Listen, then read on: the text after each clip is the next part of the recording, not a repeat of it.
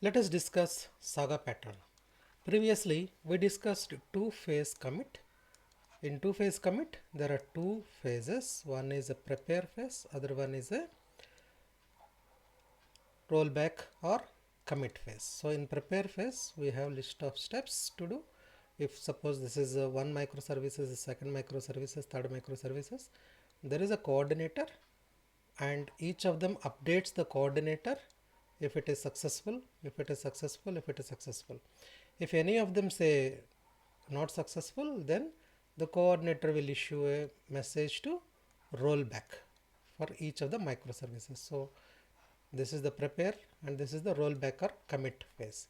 So for this microservices also we have a prepare phase and rollback commit phase, and these are all coordinated in the two phase commit by the coordinator.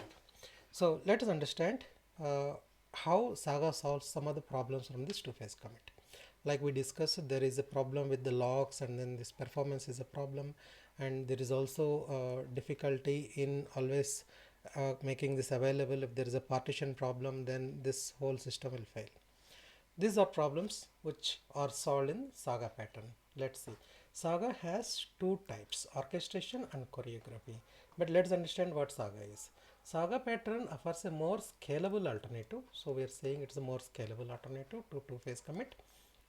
And we break a transaction into series of smaller independent steps, same like here, smaller independent steps with associated compensation actions.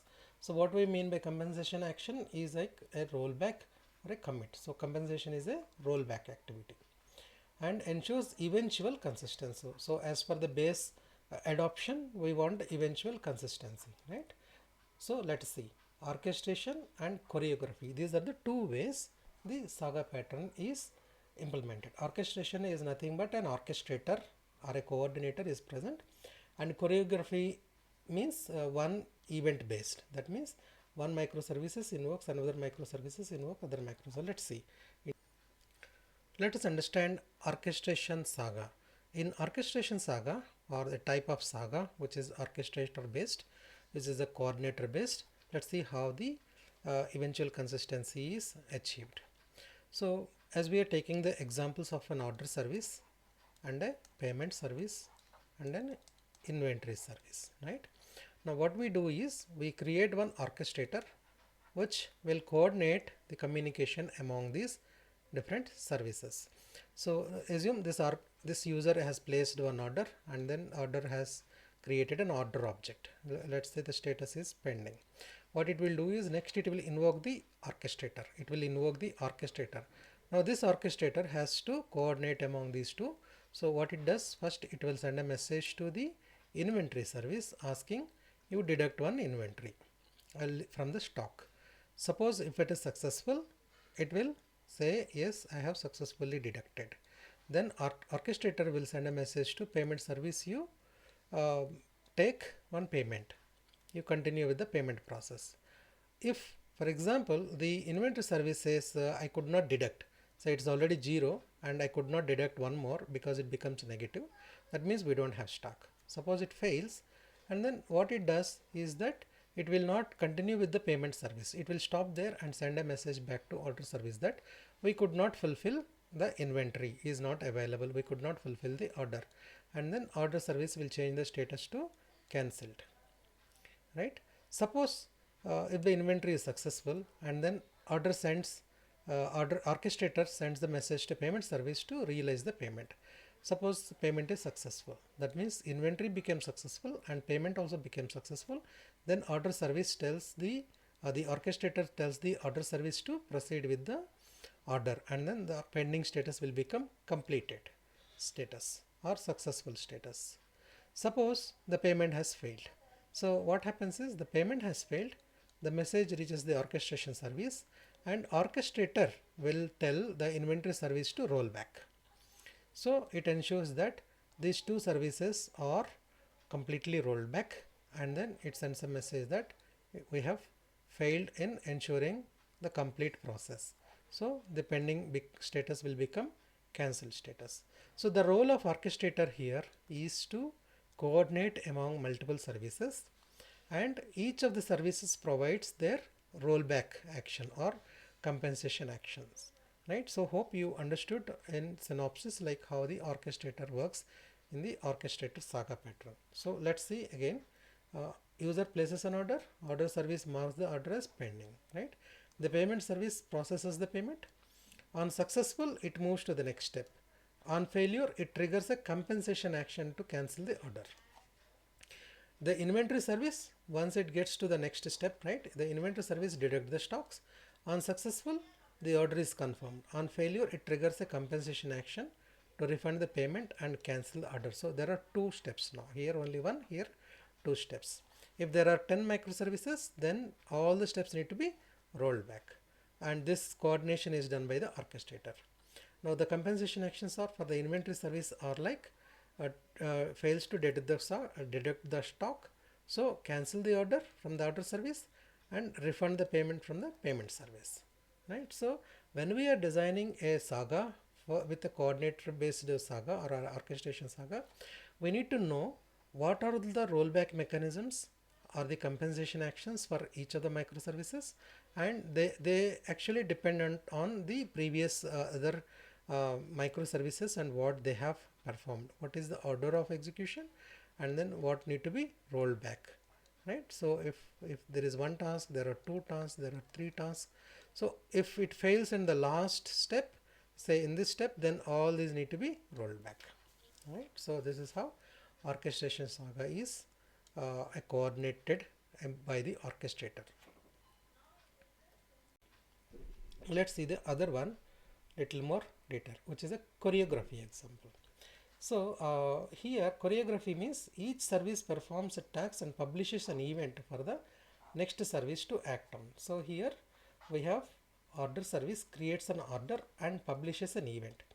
So here how it happens is, suppose this is an order service, this is inventory service, and this is payment service. So we will have a mechanism to understand what happened here. So an event is nothing but a message. So like I created an order or I cancelled an order, I deducted an item, I added an item. These are all different events, and these events have information like is it deduction, what is the item, is it addition, like that, right? So the order service creates an order and publish an event like order created. Now payment service listens to this event. So how it will publish? So there is a, suppose there is a publish subscriber concept where it will publish to one publisher, then there is a subscriber for these events. These are all subscribed to this. They will also publish, and they will also others I mean the other microservice also consume. So this is a, let's assume this is the event publish subscribe event handling mechanism is present. So once the order is created, it will say I created an order, a message is sent to this. This will keep listening to a message. Okay, order is created, message has come. It will trigger another event in the inventory. Okay, order is created, so deduct the count of available objects, deduct the count or the stock, right? And then it will say count is created. It will also listen, the payment service also listens to the event process, and then it will say okay, payment received or payment didn't receive. So it will also publish its event to this one. These are all asynchronously happening. Okay, so order service creates an order, publishes an event. Similarly, payment service listens to the event, processes the payment, and publishes the payment successful or payment failure. Inventory service listens to the payment successful and updates the stock.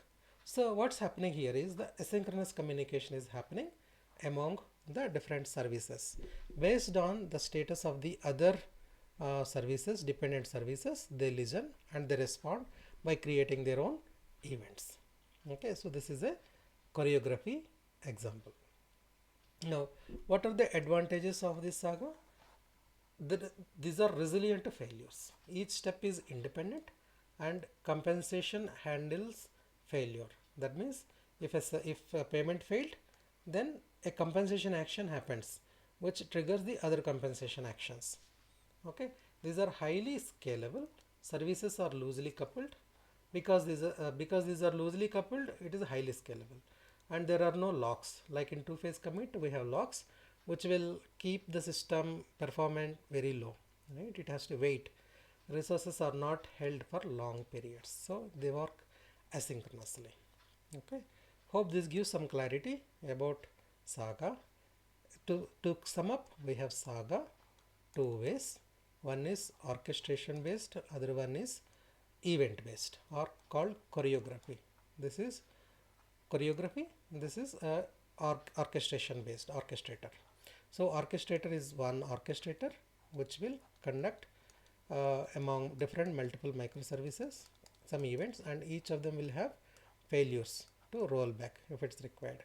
In an event based choreography, we use a publish subscribe concept where different microservices publish their events and they also subscribe to different events, and based on the event that it consumes, based on the status it consumes, it takes the appropriate action. Okay, let's go understand some more things. Eventual consistency in Saga. You see, from the base principle, we want to get eventual consistency. That means we want the data to be consistent eventually. So it is achieved via asynchronous communication. So events propagate updates between services. Maybe we can use a messaging queue or a Kafka. Kafka has topics. I say for example here, suppose this is Kafka system. I publish an event called order.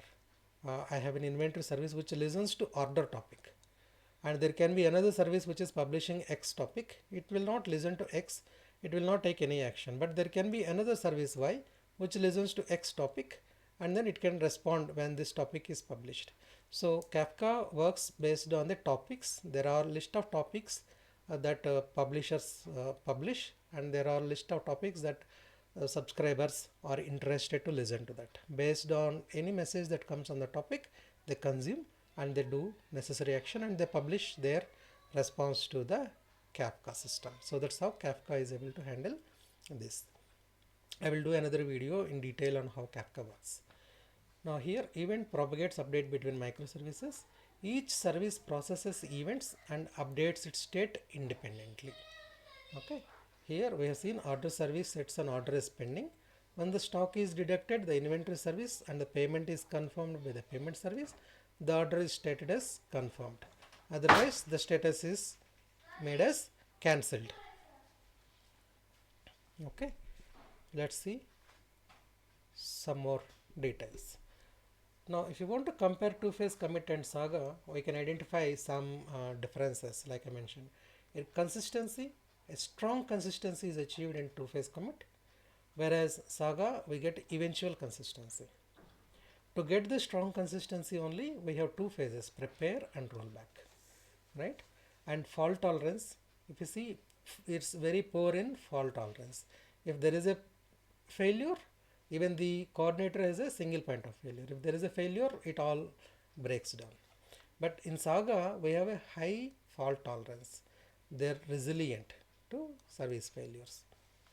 From a performance perspective, there is high latency, here low latency, because locks are not put on the resources. And scalability wise, this is limited scalability and this is highly scalable.